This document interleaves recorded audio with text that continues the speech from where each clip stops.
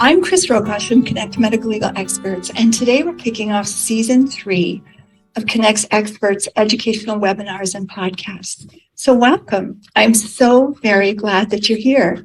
This particular webinar is live, and it's scheduled to go about an hour-ish, but it will be recorded and available on the Connect MLX website and all the usual places where you listen or subscribe to our podcast. Spotify, Google, Apple, Buzzsprout, and it'll be there by September 15th.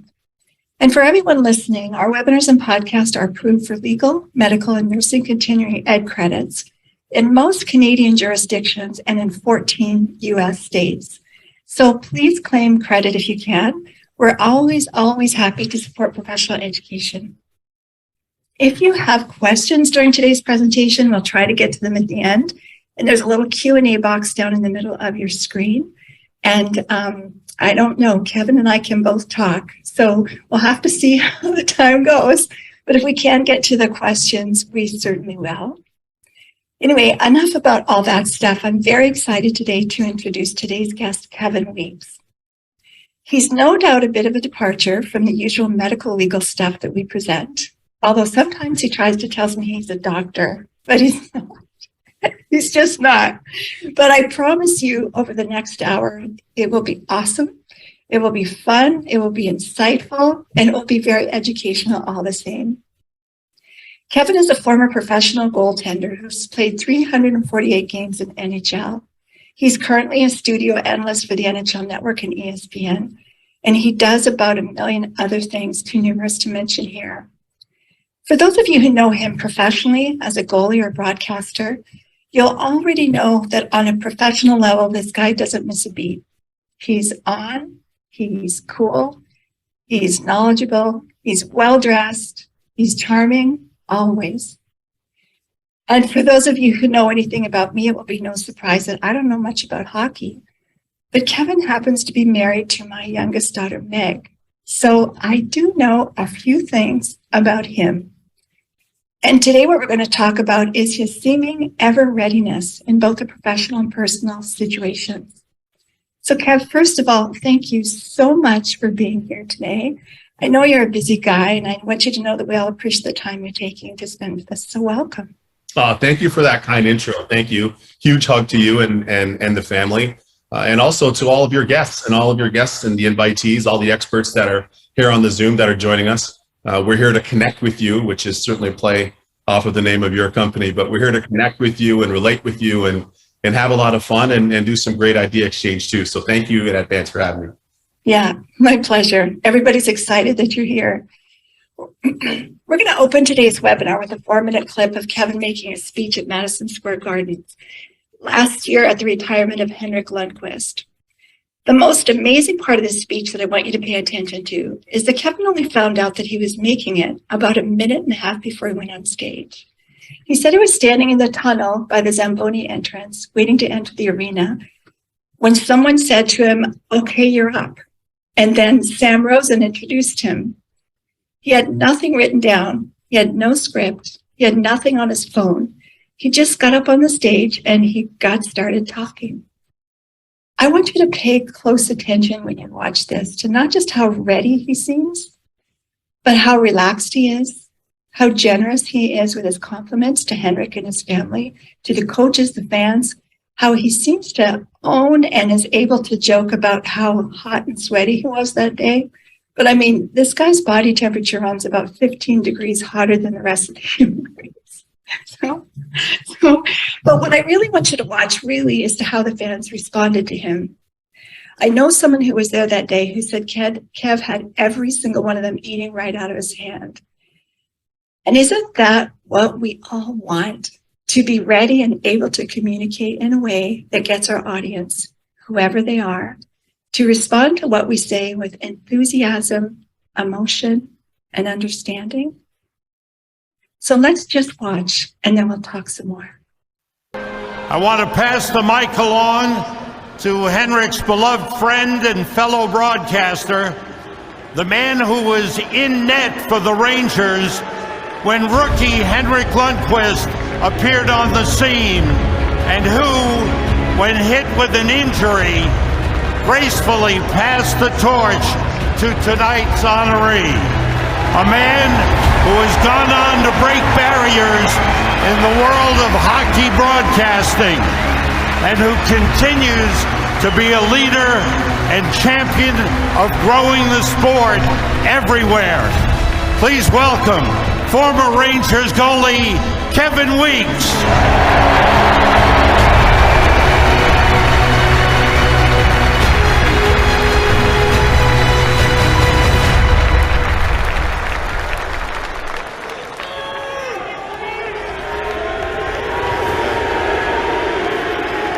Thank you. Humbly speaking, thank you. From a legend that is the great Sam Rosen, voice of the Garden.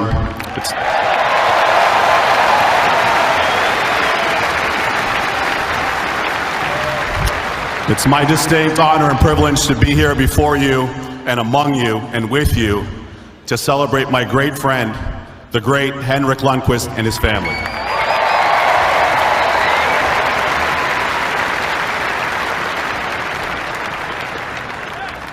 I might be the only person in the world that'll be on the ice and have a sweat rag and need the air condition turned on. I come by that naturally, being the son of Caribbean parents. But I will say this to all of you here, this is a distinct honor, it's a privilege. What an amazing night for one of the best players and one of the best goalies that we've ever seen.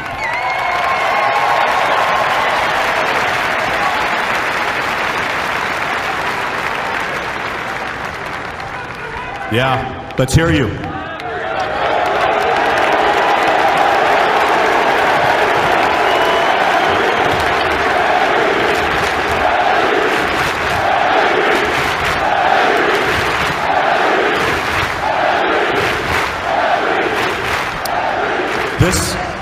This is emotional, and it's from the heart, literally. We have so many of you amazing Rangers legends in behind me. The current Rangers, so many of my fellow alumni here in support, and of course, you amazing Ranger fans around the world.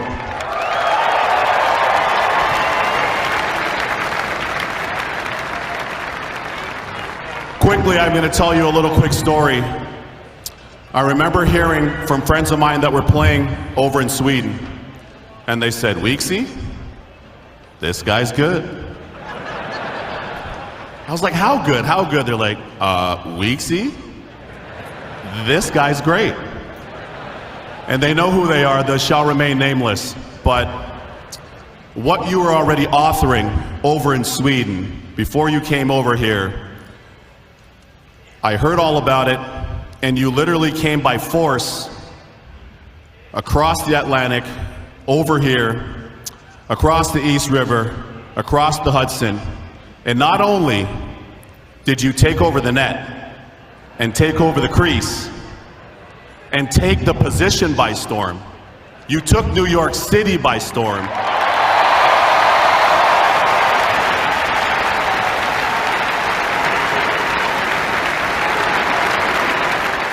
Such a great clip. Pardon me. I'm getting all emotional listening to it, Kev. Such a great clip. Do you have any comments about that? Anything else you'd like to say about that I didn't? Thank you for that. I would say so much to you in the audience here today. Number one, just echoing what I had said in the speech, that it was a distinct honor and privilege. Henrik and his wife Therese and their family had asked me to speak on their behalf during the ceremony. And he's like, "Do we need to have a meeting?" I'm like, "No, I'm good." And he asked me another time, he's like, "Do we need to have a meeting?" I'm like, no, I'm good, I'm fine. And the Rangers, they expressed that to the Rangers, both him and his wife Therese. So the Rangers are like, "Okay, well, you're really tight with Jimmy Fallon as well. Do you want Jimmy Fallon to do it? You're tight with the great tennis legend John McEnroe. Do you want John McEnroe to speak?" And they're like, no. We want Kev speaking. We want Weeksy speaking. So at any rate, what was interesting about this, and you kind of teed up prior to, this is a historic night. It's a memorable night. The New York Rangers are one of the original 6 teams, over 90 years of NHL history, generational team, so many iconic players, including Henrik Lundqvist himself. We were great friends. and let alone we were goalie partners his first 2 years. But what was crazy about that is that was a historic night for him, his family, the organization, the sport, the league. Literally people around the world were watching this. And I knew that prior to, but what you may not know, although you touched on, we're standing in the Zamboni entrance. This is literally 10 minutes prior to us getting on the ice. Of course, it's Henrik and his family. They had about 80-something people, including his family members from Sweden that had flown over.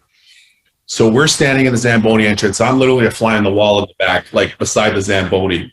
And all the different Ranger staff is there, NHL staff, security, NYPD, everybody's there. Some of the same Rangers legends that were beside them on the ice were there. And of course, the great Sam Rosen, voice of the Rangers, voice of the Garden, was there. So as they were, called to the ice, so to speak, and named to come out on the ice and have their seating arrangements, I was still backstage, if you will. Now, I had just hosted something in the Madison Square Garden Theater where you see a lot of the boxing matches and things of that nature. So now that I'm in here, I'm anticipating to speak, and one of the security people and one of the ladies who was running the event and running the event of show says, what are you doing here? And I'm like, I'm going to be speaking on behalf of Henrik and Therese. So they start looking down the run of show and the clipboards. Don't mind my Shoppers Drug Mart cooling gel pack here. Are you hot?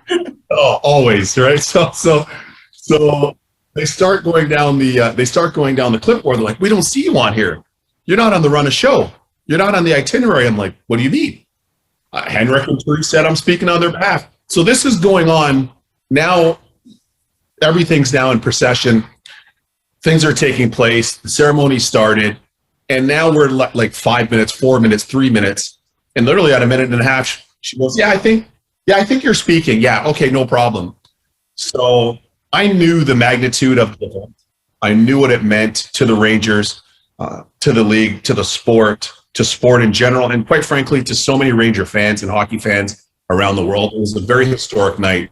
It was an iconic night. It was an honor and a privilege to speak on their behalf and to be able to connect with the fans and help tell his and his family's story in what was literally one of the most memorable nights in Madison Square Garden history. So it was an honor and a privilege, no question.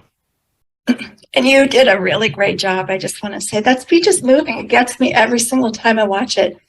And there's more to it. That's only about half of the speech that Kevin made that night. It's easy to find on YouTube if you want to go. Anybody listening wants to go and see more of it. But listen, today's topic, we could talk about so many, many things. But today's topic is get ready and stay ready. And our audience today has some family and friends, but it's mostly professional, medical, and legal people, professionals.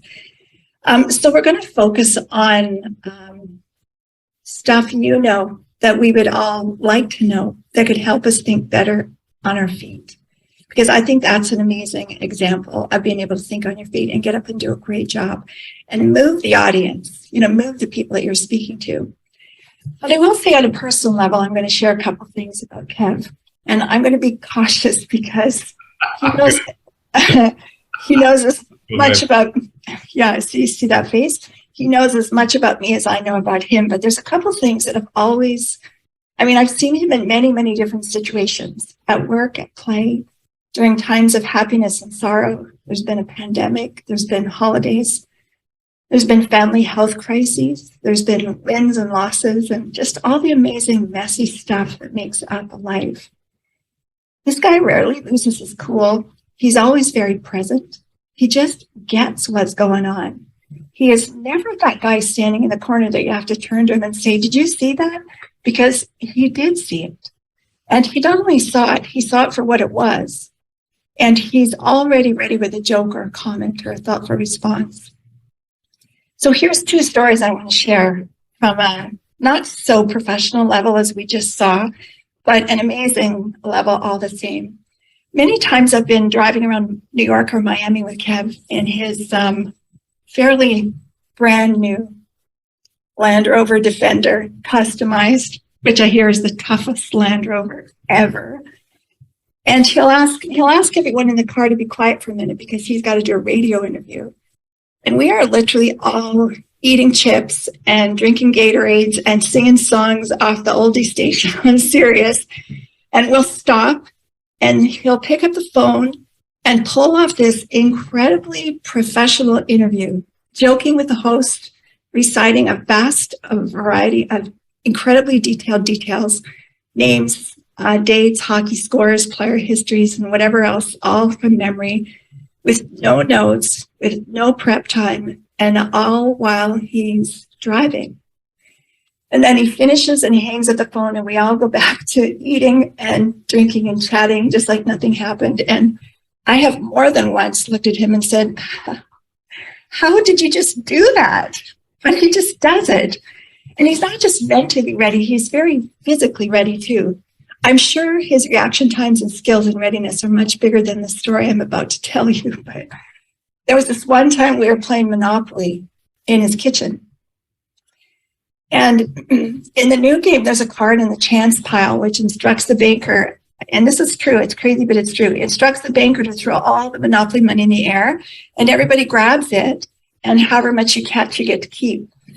And I was the banker in that game, so I picked up all the money and I threw it, and I swear, before it ever even left my hand, Kevin had grabbed all of it and had it piled up in front of him in a neat, tidy little row. I mean, I'd forgotten he was a goalie, an NHL goalie, and I had absolutely no concept of his physical readiness until that moment. It was absolutely amazing. That was fun, actually. That was a fun night too, by the way. It was fun. And it also changed the way I play Monopoly now. Like, that's just part of the game now. Whether there's a card in there or not, we throw the money in the air and have a scramble. But anyway, like I said, Kevin could tell as much on me as I could tell on him. So I'm just going to stop right there. But I really want to dive into some questions because he has much to teach all of us about the gift of readiness. So you ready, Kev? Dialed in. Dialed in. Right. Yeah. So once again, the title of today's webinar is Get Ready, Stay Ready. As an opener, what do you have to offer? Just general comments on this subject. What are your secrets for always being so ready for whatever life throws at you? Well, I would say this. First of all, thanks for all the kind words, and to your audience that's here too, and all the participants on the Zoom that are watching it real time, and for those of you that are going to tune in subsequently. Every one of you that are on here wins at something, or at many things, or at several things. The challenge rather with that is we don't often give ourselves the credit for wins because we're in the pace of everyday life. So some of you have literally saved lives. Some of you have won cases. Some of you have provided emergency medical response and help and or triage. We've all won in different ways. Whether it's helping a senior or nailing a presentation, starting a new business, which many of you have and do, we've all won in different ways. So winning isn't exclusive to one person, one demographic, one gender, one age, one orientation. You can find wins anywhere, and they're available. You just have to be willing and present to put in the work. I would then say, as far as staying ready and being ready all the time, I learned very young that even though at 6 years old, I aspired to play in the NHL, and that was my life goal, and I was going to make it happen, I was only on the ice for about 3-4 hours a day. There's another 20, give or take 21, 20 hours in a day. So you have to find ways to be an impact player, so to speak, or contributor, or a value contributor, or win in other ways. It wasn't just limited to playing. And it's the same thing with television or multimedia, radio, Zoom, as we are now, podcasts, you name it, print. It's finding different ways to string wins together or contribute to other people's wins, and not just the people that we watch and that we're inspired by, per se, that are public. It could be the crossing guard at your kid's school or your grandkid's school or your niece or nephew's school. It could be lunchroom attendant. It could be a custodian. It could be anyone. Wins are everywhere, so they're not exclusive. So always being ready, always wanting to make a difference, quite frankly, always wanting to serve, really. To me, I come from a place of service and wanting to serve things, places, teams, family, friends, community, whatever. And I look at it as that. So always trying to find a way to be present, as you said, but also trying to serve and be a contributor. And I was raised that way, but I think that's also goes back to me being a goalie as well. And as you know, there can only be one goalie in the net at a time. So when you're in the net, you want to contribute. When you're on the bench, you might be a little upset that you're not playing, but you don't want to be a bump on the log. You still want to find a way to contribute to the team, even if you aren't playing, so to speak. So those are some of my keys. And there's something else that I'll say to the audience as well is, and many of you and all of you are very successful in your own way. Never let people make you feel guilty for being successful in whatever that looks like. You earned it. You didn't buy it at Max Milk. It wasn't handed to you. Like, you earned it. So never make people or allow people to make you feel guilty for being a positive contributor, adding value, being a great performer in whatever role. Always stand tall in your wins and always be hungry for the next one. That's a really great answer. And you know what I love is what you just said there at the very end. I think people of service and healthcare providers in particular, excuse me, struggle quite a bit with seeing what they do as anything other than what they do. You know, it's just a job. I've been a nurse my whole life, or I'm just this, or I'm just that. And, you know, I've had a lot of comments from people from the outside that it's an amazing profession. It's an amazing job. So healthcare is, and law is, hard, tough job. So thank you for saying that. I appreciate it. What do you mean when you say string your wins together? String your wins together means just don't be complacent getting one. Now, I can't tell you what your appetite is. I can't define what anybody's appetite is in terms of what winning looks like. It's not my place to do that, or when is enough.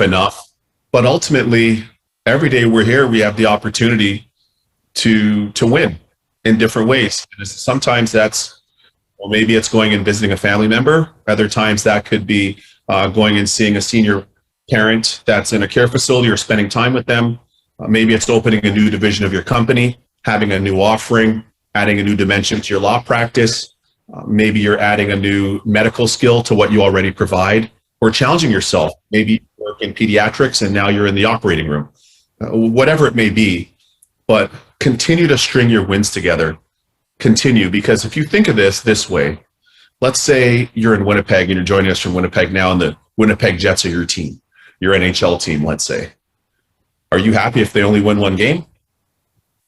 You're happy if they win the last game and it happens to be the Stanley Cup and they're raising the Stanley Cup. Of course you're happy. But aside from that, there's 2 games in the regular season. Then you've got to win 16 to win the Stanley Cup. So they can't rest on one win unless it's the last one. And the team that wins the last game of the NHL year, using the NHL as an example, they're the ones hosting Stanley Cup and they're popping the champagne, right? So point, you've got to string those wins together in everyday life, in your professional life, in your personal.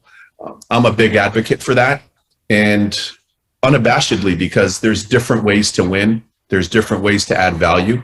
I think everybody on the Zoom here has a lot of great skill sets and clearly a lot of expertise and high levels of excellence. And you can continue getting wins. I'll qualify this as long as they're moral, legal, and ethical, but you can continue getting those wins, and don't feel shy. Don't feel bashful for it.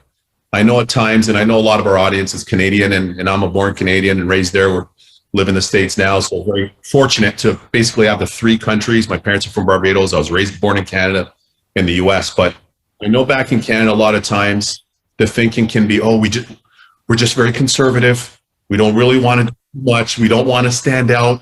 Don't want to heck with that. Throw that out the window. Go ahead and you be great at any and all the things that you want to be great in and that you enjoy and where you're great at, and work hard on the things maybe that we can all improve. Because if you think about it this way, and I'll reference this quite a lot, think of the amazing, not limited to, but say a lot of the amazing Canadian performers that we've seen. So whether it's Neil Young, whether it was Anne Murray, whether it's Drake, whether it's Nelly Furtado, you name it, Michael J. Fox, with Keanu Reeves, I mean, Shania Twain. From Timmins, Ontario. Like, you think about that and you're like, what if they said, no, I'm okay. I'm fine. I sang this little concert this one time and I'm fine. No.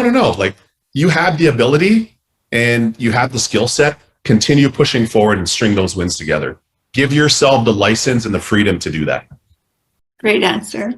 I mean, as you know, and as many people know, I'm the background born in America and moved to Canada. And I've always noticed that, a little bit more conservatism here. But when I've been spending several months in the US in the last couple of years and finding a part of myself that I'd almost forgotten. Like, it's just everything's a yes. And of course, and let's do it. And let's not just do it little, let's do it big.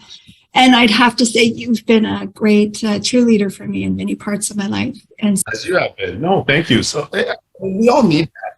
No, we all need that. And I feel like even the clip that you showed, at that point, I was no longer, the year prior, I was a top 10 goalie in the league based on statistics. Then we had a lockout in 2004. I didn't play, as many players didn't. And then Henrik came over when I signed with the Rangers in 05, 06. And as you heard me say, he literally took the position by storm, took the league by storm. But I still had to find ways to contribute, even though I wasn't in the net as often. And I didn't want to shrink. It was a difficult time, of course. There's only one net, one goalie can play. But I didn't want to shrink myself and reduce myself and be reductive. I still wanted to, be proud, be a proud contributor, find different ways to add value, and find different ways to literally contribute. And I'll say this because it's public, but we had dinner before him and his family left to go to Sweden. It would have been probably late May. And I had said to him, like, okay, so what's your role going to be? Because he started doing a little TV this past year with MSG Network, which is a network owned by the Rangers family. So he did some TV. He did a little TNT TV as well. He's like, what do you think? What do you think I should do? I'm like, go and get this job with the Rangers. Go and tell Mr. Dolan, the Dolan family that owns the Rangers, NBA team, Madison Square Garden, the TV network, the whole thing. Go tell Mr. Dolan that you want a unique hybrid role. You want to do TV, you want to do business, you want to be an ambassador across all Madison Square Garden, all the events, blah, blah, blah. It was just announced yesterday. That's his job. Nice. Now, listen, as I kidded him in a voice memo, my commission come in yet. I didn't see my commission coming yet. But more importantly, in jokes, of course, but more importantly, it's, helping contribute to people as well, right? And having the courage to continue to redefine yourself. With those wins, they don't only have to come in the one category where that's your field of expertise. There's a lot of opportunity out there. Yeah. Well, that's really well said. And I've seen you be very generous and gracious with your time and your support of other people and other players as well. And even if it's just walking down the streets of New York and the little boy and his mom stops by, Kevin will always we're like, come on, we're late for dinner. And he'll just stop for 10 or 15 minutes and make a real difference in someone's life. Pardon me, give it a real leg up. But that leads into another question I want to ask you, because you seem to understand that being ready for life, pardon me, is not a function of hope. Right. You don't stand on the sideline and wait for something to happen. And I've seen it when other people are hoping and hoping and hoping. Yeah. You are working and working. Apologize for my voice this morning. Yeah, no worries. That's okay. And I've often heard you say that we should all be a player, not a fan. Oh my gosh. What does that mean to you? What does that mean to us? I'll tell you this. First of all, I knew there was no outreach that was coming. There was no cavalry coming to save a 6-year-old black kid growing up in Toronto with Barbadian parents.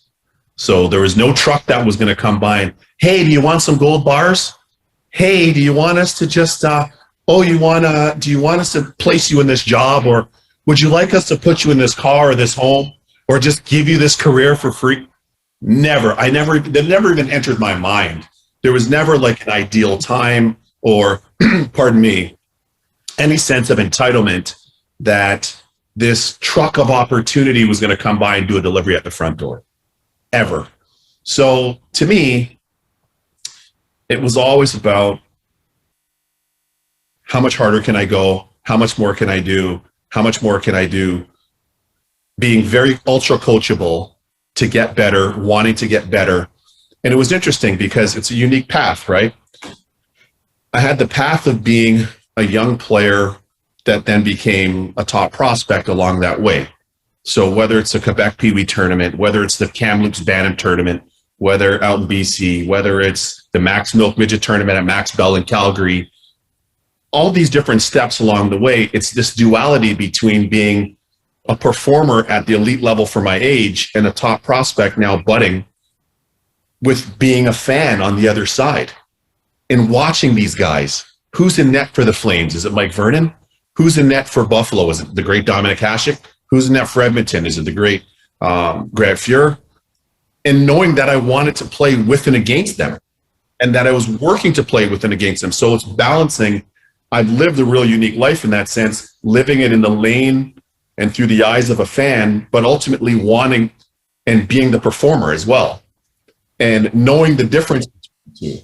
And it's okay to step back and, you know, be a fan of Shania Twain's or Bob Marley or Alan Jackson or anybody across any music, or Chef Gordon Ramsay, you name it. But I'm not content with being a fan. I don't like being on the sidelines only. I like being the performer. And if you think about it this way, for those of you that are here on the Zoom, fans pay, performers get paid. There's a very big difference there. Huge difference there. So imagine all of you people saying, oh, well, one day I would love to be a doctor, but I'm not sure, but I really watched this medical show and I love watching this other medical movie that I saw on Netflix. It's cool, but get your scrubs on, get a mask on, and get in there and practice some medical expertise. Like, get in there. Don't just sell yourself short by watching and hoping. You know, apply yourself, believe in yourself, invest in you, and get in there and do it. So that's a real big distinction there. And I can't say that enough, because I remember going to the convenience store to buy hockey cards, okay? 25 cents. Who did I get today? All right, chew the chewing gum. Who did I get today? And there's a real distinct difference between that and actually playing in the league. Do you know what I mean? So I didn't want the gratification of just having the cards. I wanted to be the person on the cards. And I think that's important for all of you too, because at times we can all limit ourselves that way. And yeah, don't self-govern and self-restrict in that respect. Like, push ourselves to really hit our potential. We all have it. Very, very well said. My next question is, like, not only did a truck with a bunch of gold bars not show up at your house to help you along the way, your journey to where you are today has not been without some struggle. And one of the things I admire about you is that you not only understand that life doesn't always go the way you want it to go, but you also don't use those difficulties as a detour from the main road. You seem to understand that that just is part of the road. And as you've told me more than once, you often use those experiences to move you forward. You have the ability to get knocked down and take a beat and refocus and reframe and get back up and get ready to do it all over again. Can you talk to us a little bit about how you do that? So, again, I know a lot of our audience will be able to understand and kind of resonate with this. So imagine you're 9 years old, right? I'm 9 years old, and I'm playing minor hockey, AAA major for Toronto Red Wings. And a goal goes in. Good, bad, or indifferent. Terrible goal, shitty goal, or not. The goal goes in. I get scored on. Our team gets scored on. I'm in the net. I kid you not. 1985, 86. I could see some parents of my team. Come on, Kev. What's he doing? Swear to God. I see some of my teammates. I'm like, what's going on? He's got to stop that. Real time. Now imagine the pressures of that in a real moment, the sense of responsibility in a real moment. It's no different at 9 than it was for me playing in the NHL. It's no different that way. Your same teammates roll their eyes. The coach is cursing behind the bench. What's he doing? He's got to make that. The fans are booing. And really, I say all that to say it's all a part of it. It's all a part of it. And if you look at it this way, like with Kate and Will's honey business, the honey merchants, the honey tastes sweeter because of the salt. Right? The honey's going to taste sweeter because of the salt. So the salt's a part of it. It just kind of is a juxtaposition to the sweet. So you're going to have that. Everybody's had that. People laughed at the Bee Gees. People laughed at Tom Cruise. People laughed at Beyonce. People laughed at Oprah. People laughed at Tom. People laughed at Michael Jordan. People laughed at Wayne Gretzky. It's all a part of it. And if it can happen to them, it certainly can happen to any one of us. Make no mistake about it. But the key there is to continue pushing, believe in yourself, and know that that's all a part of the mission. It's all a part of it. And you know this as well. And just like all of you here on the Zoom, I've had personal setbacks. We've had health setbacks, family setbacks, legal setbacks, professional setbacks. I can tell you this, at 47 today, I signed my first contract at 19 and a half. I think it was like just before I turned 20, right? I was playing junior in Ottawa with the Ottawa 67s. I was drafted by the Florida Panthers. I was making $35.65 a week. I'll tell you again, $35.65 a week I was making. As the second goalie, top ranked goalie for the draft, second top ranked goalie for the 1993 draft, making $35 a week. All that to say, at that time, when I signed my first contract, it was a problem. Never easy. Literally almost every contract I signed, including some this summer, problematic. Never easy. And a lot of you that are in the legal space here specifically, I'm sure you can relate to what I'm saying. Never easy. Now, it'd be easy for me to lay back and like, oh my, what are we doing? I've done TV 14 years. I'm on ESPN. I'm on the NHL network. I'm the face of the NHL network. I do more shows than any hockey analyst in the world. Bing, bing, bing, bing. Good Morning America. Today's show on CBS. I'm an insider. I do games. I do color. I do studio. What the frick is going on?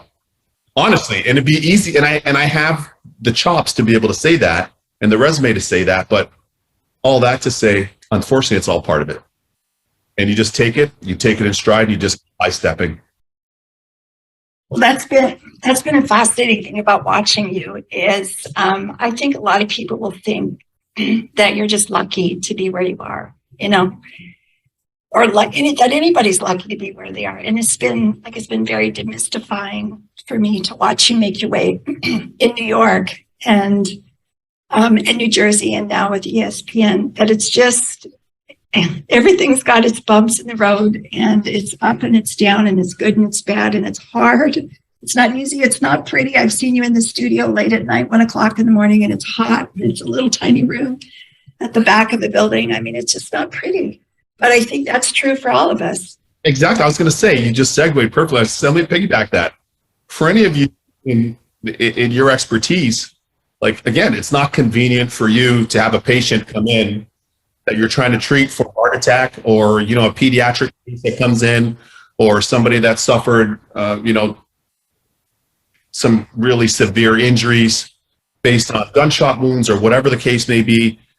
But you all in your own area of greatness are able to find your center of calm, right? Find your center of calm. And this is me. I'm ready to go. I'm getting goosebumps even saying it through my suit, which is weird. This is me. I'm ready here to administer this emergency healthcare, or I'm on the stand. You're on trial. For those of you, and they're big moments. Those are your Super Bowls. Those are your Stanley Cups. Those are your, Masters from golf or what have you, or your US Open, like Wimbledon. Those are your moments that you shine, and it's no different. So I'm sure a lot of you can relate to that as well. Well, thanks for saying that. I bet you just made a lot of people feel better about their job, which is really nice. Well, okay. So let me give you this, right? I love props, but I've got the suit jacket on. Otherwise, I'd roll it up. So I had bicep tendon surgery on this arm. Okay. I had my bicep tendon was 95% torn off the bone. I'll tell you what, I know I couldn't perform that. I know what I don't know. So I had that done, which ended up being my second last year playing in the NHL here in Jersey with the Devils. And I had to go and get that surgery done. Same thing on my knee with 2 arthroscopies. Same thing with, my thumb ligament, pinky. I had 5 surgeries. I don't have the expertise for that. I don't have the excellence. At that point, I'm the amateur, and my life, literally my career, is in your hands, many of you on the Zoom. Do you get what I mean? And at that point, you are the Elvis Presley of, I'm hoping, please, Jailhouse Rock. Jailhouse Rock this tendon so that it's 100% again, and I can do my thing. And I could tell you what's scary about that is this very surgery. I remember in my pre-surgery consult, the surgeon said, it's less than 1% where we hit the radial nerve and then you can't move your hand. This is your glove hand, your catching hand. I'm like, yeah. He goes, it's less than 1%. So come out of the surgery, and he's touching my hand. He's like, can you feel that? I'm like, no. He goes, can you feel that? I go, no. He goes, can you move your fingers? I'm like, not really. He's like, we might have to go back in tomorrow and correct it. If we do, that means we did hit your radial nerve. You'll probably be out for the entire season before you gain function of your hand. I'm like, oh my God. So this is it, right? Again, these are the moments where many of you shine and excel and do amazing things. And you don't necessarily get the credit for all of your excellence the way some of us that are a little more public facing from the sports or in entertainment or whatever. But it's, put it this way, it's a lot more integral than what we do. Thanks, Kev. Really, I'm sure you're making a lot of people feel really good about themselves today. I'm going to move on to the next question, because another thing I know about you is that you have a very keen sense of intuition. You're a guy who trusts your gut, and I've seen you do it more than once. And I know you mentioned to me that when you made that Henrik speech, you just got up and you spoke from your heart. How do you rely on your intuition and your gut instinct to shape your reactions or responses in the moment? Awesome. I would say that I've always been highly intuitive since I've been young because I'm hyper observant. Now, part of that is the position that I played, because you're reading and scanning and reading and scanning all the time. Now, in my current job of media, a lot of it you're reading, you're analyzing the game, you're watching, you're scanning. But I think it's something that I've done inherently since I was very young, and intuitively since I was young. And a big part of that is personal awareness, of course, and then situational awareness, right? And trying to be as aware of all the things going around you as possible, because my parents are old school, which I love and I'm very grateful for, but there was messing around fun, but there was never messing around disrespect. Like, the guidelines and the guardrails were there, and I'm so fortunate and grateful that they were that way with my sister and I. But I think that helps shape that.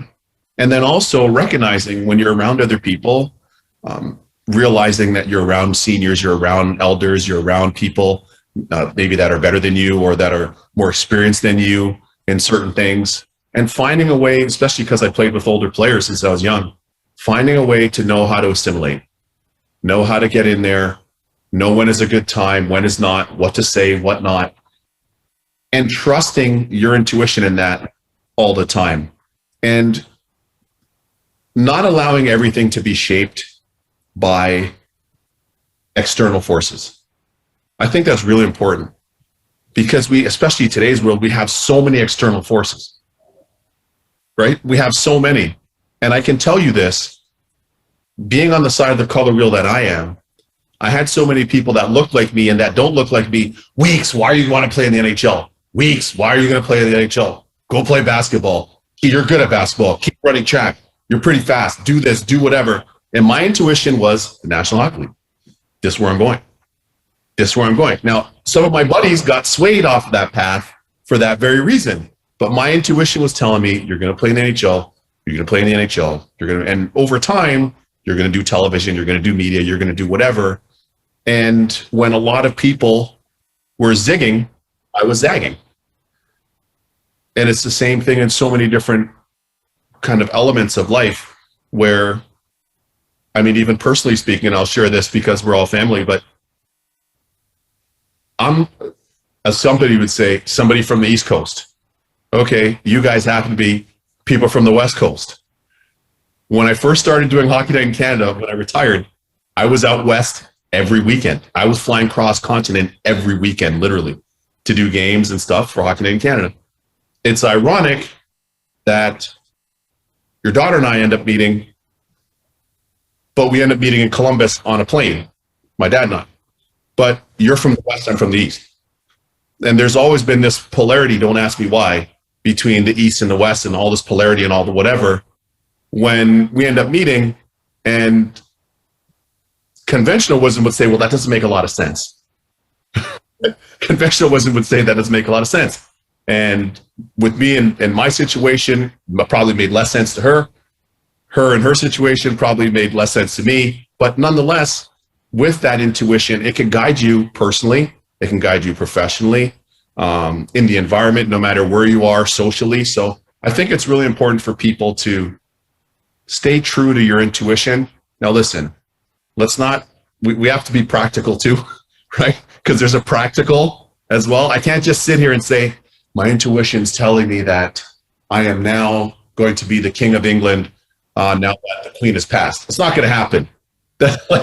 Let's be serious. There needs to be some common sense to this as well.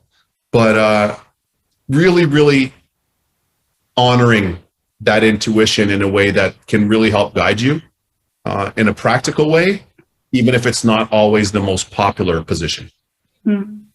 Well said. And I really admire that about you, because I know the choices you've made, including meeting and marrying Meg, that there was a lot of challenges to overcome there. And it didn't make any sense to me either. I got to tell you, who is this guy? Where does he live? And why are you two flying across the country to see each other? Yes. But you both knew, and your dad even, both knew from the very beginning that she was your girl. And so, totally.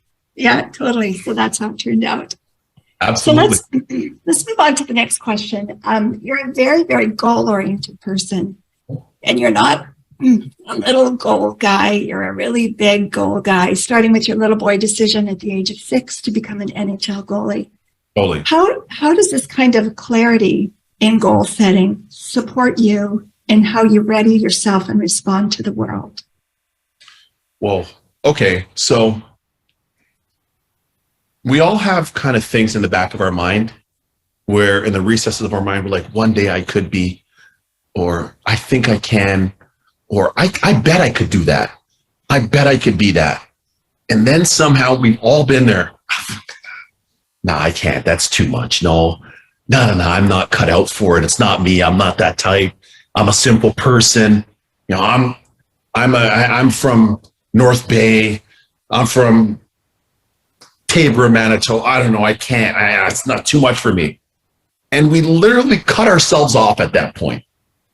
At that point, we can't blame the weather. It's minus 30. We can't blame the pickup truck driver. We literally self-sabotage at that point, right? We just kind of play small. We're like, no, I can't do it. But there's still that little voice sometimes in the little spark where it's like, no, but I think I can. Point being with that is what I was able to see from an aspirational standpoint, and still can see, but from a young age, is that Prince puts on his little booties the same way anybody else does. He puts his shoes on the same way anybody else does, right? Kevin O'Leary, okay, he's bald, he's wearing a black and white suit, he's on Dragon's Den on CBC, I'm on CBC. He's talking about business, but he's doing it on media. I'm in CBC. I'm talking about hockey. He's talking about real estate and investing and all these other things. Why can't I do some of what he's doing? Why can't I integrate some of that in my journey and in my reality? And also not being afraid to ask for coaching and also be hungry to get better. We're so fortunate now in YouTube. Everybody on the Zoom, I'm sure. You remember having to go encyclopedias? You got to go to a freaking library. Absolutely. You're reading, you're trying to research. Honestly, before I was on the phone, on the Zoom call today, I was listening to Jerry Jones, the owner of the Dallas Cowboys, who he played college football, but started in oil and gas, like many people in Western Canada have and do. And he happened to be in Oklahoma City and then Texas. And because of his oil and gas business, he was able to buy the Dallas Cowboys. They're now valued at $8 billion US. Bought them for 120 something million. And he just did another investment on another natural gas company that he just bought. It was almost a $2 billion investment. So my point in all that is, hey, he did it. She did it. They did it. This is out there. We have the opportunity to learn. We can go onto YouTube and all these different resources that we have available to us. And or if you see people, try and ask them. Be open to asking questions. I mean, we've been at dinner before. I don't know if a lot of people here would know this, but we were at dinner in Miami, and Barry Sternlick, who's the founder of the W Hotel and now the One Hotel Group and the Starwood Hotel, Starwood Capital Group, we were at dinner. We were at Prime Fish in Miami Beach, and I went up to him and started talking to him. I didn't go to university anywhere. I don't have any degrees. I have Fahrenheit and Celsius. Those are the only 2 degrees I have. But I still, I wanted to go up to him and talk to him. I got his number. I've texted him a few times. I try to study what he's doing. So having that curiosity in that goal setting as well, and kind of ignoring what shuts us off from some of our ambitious thoughts, because we're all there. Just ignore that and lean more into that spark and that potential and the thought that you have. Lean a little bit deeper into that. Nice. I love that comment, because it's so easy to talk yourself out of a good idea, isn't it? It's so easy. Or to let someone else talk you out of it. Yeah, and goals too. Well, that's the part. You just nailed it. Having somebody else talk you out of it, because quite oftentimes I was very fortunate that my parents never talked me out of aspiring to play in the NHL. Never. Never. They never said you're crazy? They never talked me out of it. They never tried to swerve me. They never. Once I set out and I was playing, literally my parents didn't have a car. They went to the AMC Motors on Mount Pleasant Road in Toronto and bought a 1982 AMC Concorde, two-tone maroon and gray. And so that you could drive me to games. And that's kind of how that happened, right? Like, they started in an apartment when they emigrated from my mom. Blessed my mom even more so than my dad in a different way, because she came to Canada at 16 in 1967. And she's the one that pushed for a lot of these different things, led in a lot of different ways. She worked at Blue Cross for 40 years and then at Sick Children's Hospital. My dad worked at Laura Secord at the plant for 40 years. And they had to work time and a half just to make it work for me to be able to play. But they never dissuaded me, ever. They never said that goal's too big. They never said that goal's too big. Where I know in a lot of other cases, people will say that. Like, you'll say that to a daughter, oh, no, you're not going to be, there's no way you can grow up and do that. No. And then all of a sudden, you don't know that impact that had, right? So I think that's really important too. When you're goal setting, share your goals with people that ultimately, if you're sharing them, with people that you know that want to see you succeed.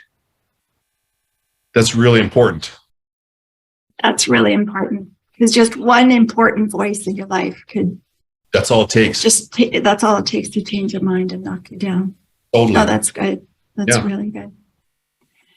I would imagine you had to give up a lot of youth and youthful experiences to ready yourself to be a professional athlete. Oh, yeah. And that at a time when other teenage boys were messing around, you had to embrace some virtues and give up some vices and work really hard. Totally. If you could go back now and talk to your 18-year-old self, would you have done anything differently and still been able to manage to reach your goals? Zero chance. Zero chance. I had, for a lot of you that are on here, I had and have, especially had as a player, even now, I literally had to tightrope walk over Niagara Falls with no safety net. As a Black person that aspired to play in the NHL.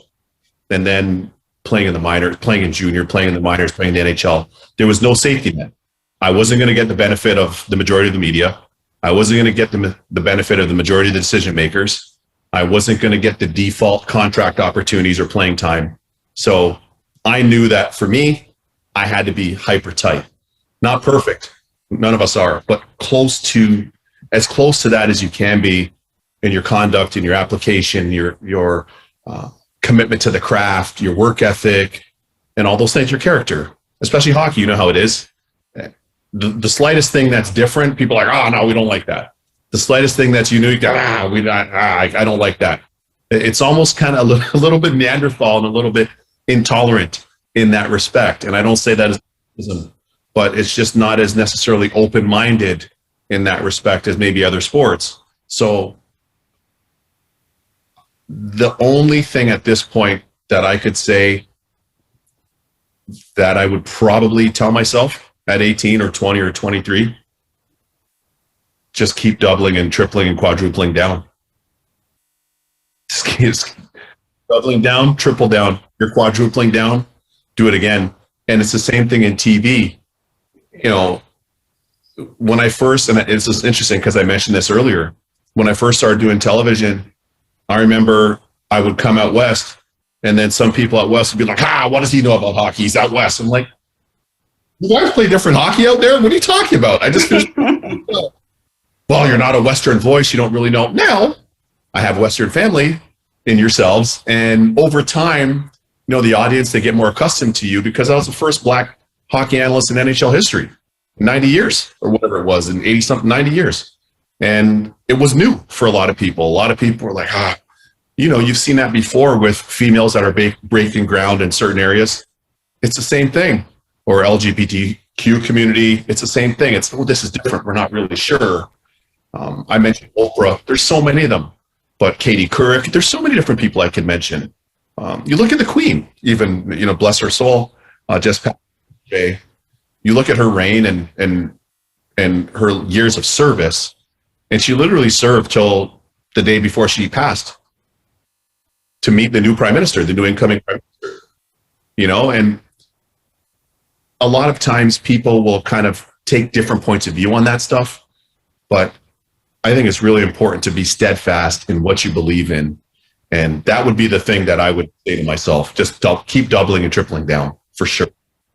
Yeah. Well, there you go. That's actually a great answer. Not the one I expected, but a great answer all the same. Thank you. Our audience today includes, as I said, some friends and family, but it's mostly medical and legal professionals. Is there anything particular you'd like to say to those two groups about being on their game? Yeah, I would say that being on your game is vital. I would say it's invigorating. It's inspiring. I would say it's fun. We all feel better about things that we do well at. Let's be honest. I know what I know. I can barely change a light bulb. So I can design. I love design. I love, Meg and I, but anything that gets done, unless, somebody's here that can help, we're calling somebody in. So all that to say, because I know I stink at that stuff, but the things that we know we're really good at and that we're really skilled at or we're really talented, don't talk yourself out of it.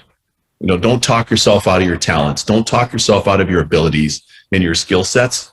And, especially for a lot of you that have as much success as you do, it's easy for a lot of other people to take pings at you, right? What do you mean you got to go to the OR again? Why? What do you mean you got to go to trial? You're studying for a case. How come? We're at the boat. We're at the whatever. We're doing this. We're doing that. We've all had that. We know what it is. And sometimes it's really, it comes from the right place. They want more. They want to spend more time. You want to spend more time. But ultimately, you know that for you being on your game, it entails, hey, I got to lock myself away in this office. I got to study this, right? I have to do a lot more research, maybe on this new medical technique, or, you know, on this potential case that I have here that could be going to trial. And that's really, really important. Give yourself the license to do that.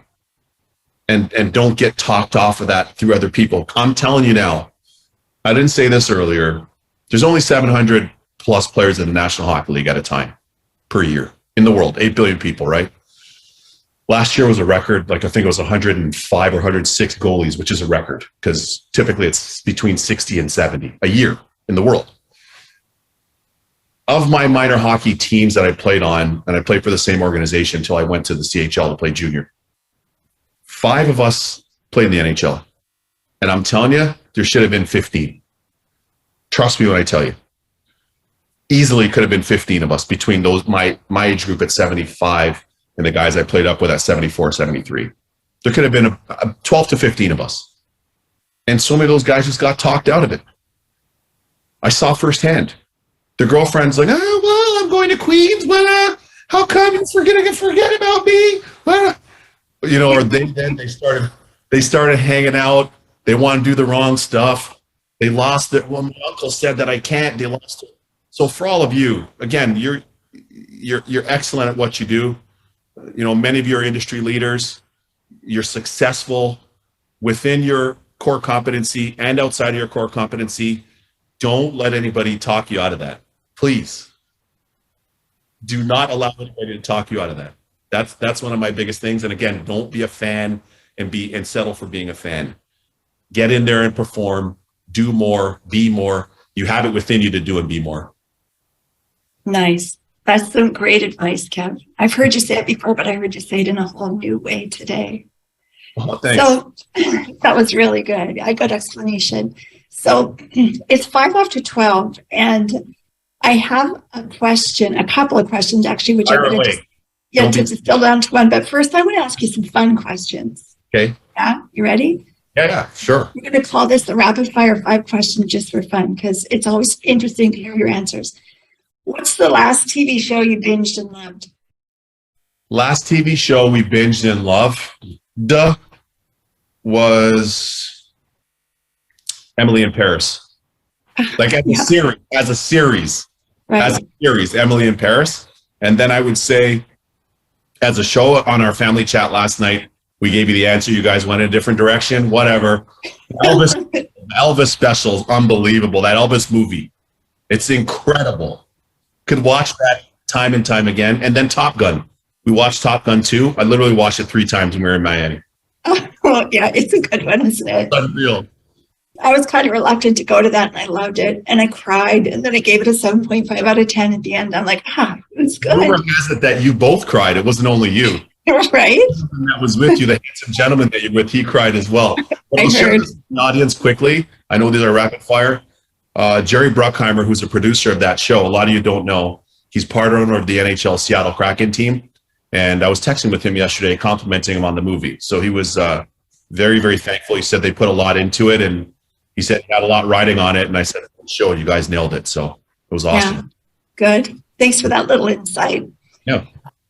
Second question. I know you're a guy who loves good food, and I've seen you get every bit as excited over a cheeseburger at McDonald's. Yeah. As a New York pizza. Yeah. As a $1,500 steak dinner. Yeah.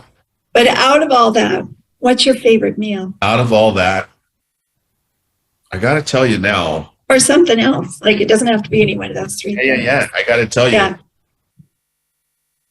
As of right now, Sir Pizza in Key Biscayne. As of right now, Sir Pizza, if you're ever in the Miami area, I know many of you travel, please go to Key Biscayne. It's lovely. And go to Sir Pizza and tell them we sent you. And you know this because you're originally from Indiana. Yeah. And you had always talked about Pizza King Pizza from Indiana. And as we found out, it's the same family from Indiana that owns Sir Pizza in Key Biscayne in Miami, Florida. So yeah, right now, that's my vibe. I have to say Sir Pizza. It is so good. with the large Sprite with extra ice that your daughter likes to now chug and now put her fork in to eat the ice. That's her new thing. I would say Sir Pizza and Key Biscayne in Miami great. It's funny. I was just looking at my Uber Eats last night because we ordered some Swiss chalet in. It was just one of those nights. So good. And it was like going through my order history, and there's a few things. We were just in Vancouver, we're just in BC. Awesome. And then it goes back to Sir Pizza, Sir Pizza, Sir Pizza. Probably 15 Sir Pizzas would be That's true. so much. Yeah. It's the best. It's so good. So Okay, good. quickly. Favorite artist, favorite song? You know me, I'm all genres of music. Mhm. I'm a little bit of a nerd. I'll say this for the audience. I have the Yoki app on my phone to do karaoke in the basement when everybody goes to sleep.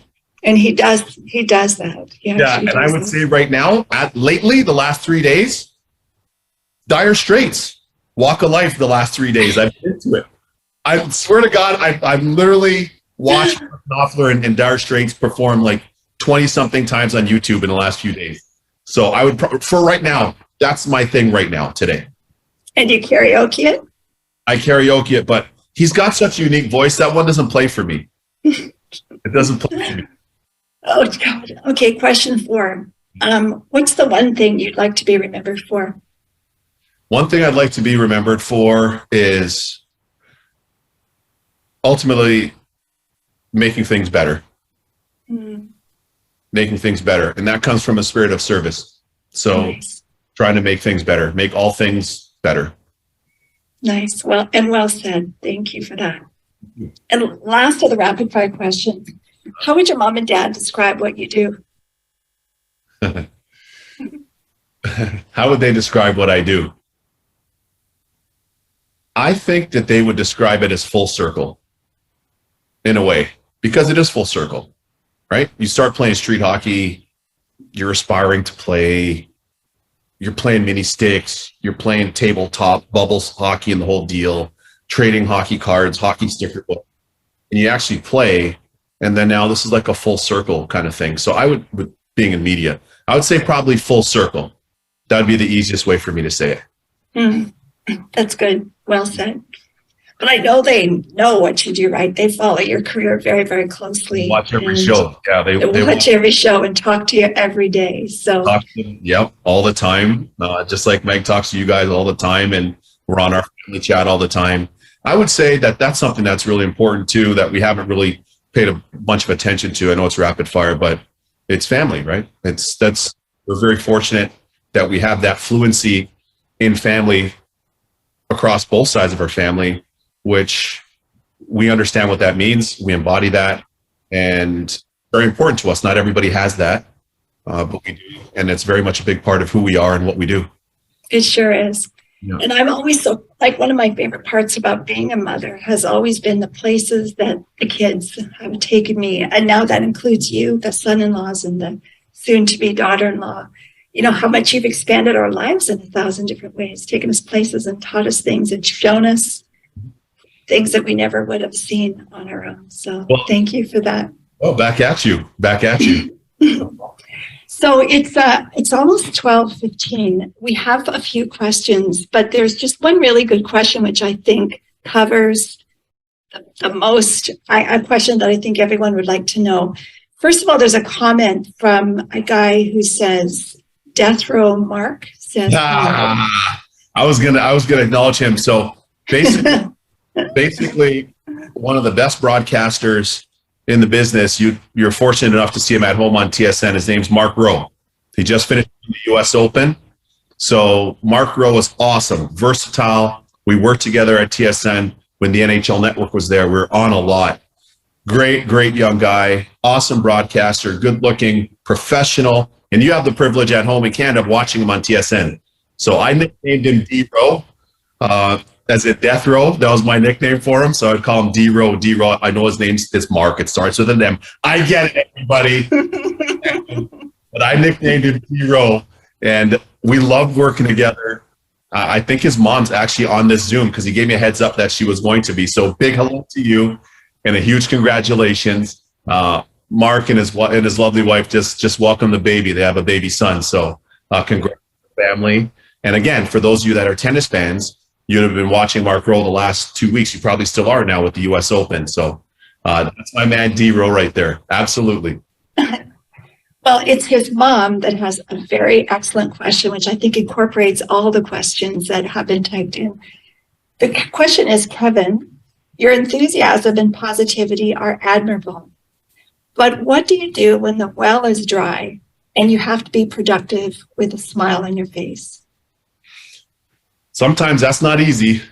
Sometimes that isn't easy. I'm glad you asked. Sometimes, honestly, but that's where you do have the benefit of leaning into the people that you love and that you're close with. And you can have those late night conversations. You can have those phone calls home. You can have the FaceTimes. You can have the Zooms and get some of their strength. And by way of their support, you know that they want the best for you. You can send a text to a solid and a great friend that's been proven. Send a text. They can give you some of their strength. Because here's the thing. None of us do this alone. None of us do this. We might be front facing, but none of us do this alone. We have a lot of our internal wiring, but we also are able to draw on the collective strength of the people that are most important to us as well. So that's how I'm able to kind of push through that. And believe me, I need that way more. And so does Meg. We need that way more than we'd want to have to go to those reserves. Because as you know, we're all in the people business, right? We're not in commodities, and ultimately we're all in people businesses, people-centric businesses. So that can be a variable that's a little difficult at times, because sometimes we have complicators that make things a lot more difficult than they need to be. But nonetheless, that's how I'm able to kind of pull through in instances where it's challenging. So you call on friends and family. Friends and family, yeah, and internal, but friends and family, because sometimes, yeah, just for the sake of sanity, sometimes just for the sake of sanity, because you know what you're seeing, you know what you're experiencing. The person on the other end or the people at the other end that are making it difficult when it shouldn't be, you're like, what's going on here? Like, is this not a cat? Like, it's a cat. Like, why are you making this more difficult than, why are you complicating? And again, I say this because we're simplifiers. Meg and I are simplifiers. We're very pragmatic, very practical, and we don't. So I'll give you an example to the audience. So let's say, for example, we're going on NHL Network, for example. And they know this because I've said this before, like, so we're going to have a meeting, and then we're going to have a meeting, and then we're going to talk, and then we're going to talk, and then so we want to talk. Why are we talking? Turn the camera on. There's nothing to talk about. The games are there. All the information, all my intel's here. All my intel's in here on the phone. I've been working the phone all night, all day. I've got intel. Let's rock. Let's do this. Not like, So that's one of those examples at times where I'm a simplifier that way. So is Meg, as much as me, if not more. Well, just as a little backstory to that, I knew that Kev's not a big fan of the pre-production meetings, so we did not have one. I sent him an email and he sent me a text, and that was our meeting, and that was the end of that. But I knew I wouldn't get anywhere with them. It was detailed. I loved it. You gave a clear outline, which was awesome. But ultimately, we want to do the thing. Let's do the thing. I want to say thank you. And I do want to say you really did offer some entertainment and some insight and some wisdom. And I feel like maybe you shored us all up a little bit, because I think people in healthcare and law feel kind of beaten up and beaten down right now. It's been a tough few years, as it has been for many people, but certainly the healthcare profession has struggled. So thank you for pointing out how important and special and specialized our jobs and knowledge are, and recognizing, that we're the winners too. Absolutely. So I appreciate that. So Thank you. Thank you so much, Kev, for being here today. My pleasure. Let me just thank the audience before we sign off. Thanks to all of you. Thanks to you. Thanks to Stevie, back of house, Ricky, everybody. Thanks so much to the whole family. But thanks to all of you here that are on the Zoom, that are tuned in now and that are going to tune in after here on the pod. Thanks to every one of you. Every single person, as I said, you're all specialized in not one thing, maybe multiple things. Continue doing it. continue aspiring and committing to greatness and doing great things. It was awesome connecting with you all. Thanks so much for having me and allowing me into your space. I know a lot of you are into the sports space, but I'm happy to be in your space. So thank you so much for having me. And let's do it again. This doesn't have to be a one-time thing. Yeah, there's lots more to talk about with you, I'm sure. I would love to. Thanks so much for having me on. Love you. Thank you. No problem. Well, with that, we're going to wrap this up. As mentioned, we recorded this webinar today, and it'll be available by September 15th on the Connect MLX website and all the usual places that you listen, and also on our YouTube channel. So please listen and like and share and subscribe, all that stuff. We're going to be back next month with an exciting new Inside Medical Malpractice podcast series, which is going to focus on the most common healthcare issues associated with malpractice. Those are communication, assessment, medication errors, equipment errors, and infection control. A big departure from what we did here today, Kev. But I love the sound of all those, though. I would love to be a fly on the wall. I'm going to listen to that. yeah, they'll all be great. They'll all be great. These podcasts will feature lawyers from across Canada and the US. So don't miss them. They'll drop on the 15th of every month between now and for the next 5 to 6 months. And again, thank you to everyone in the audience for attending. We're so grateful that you're here, and goodbye and take good care.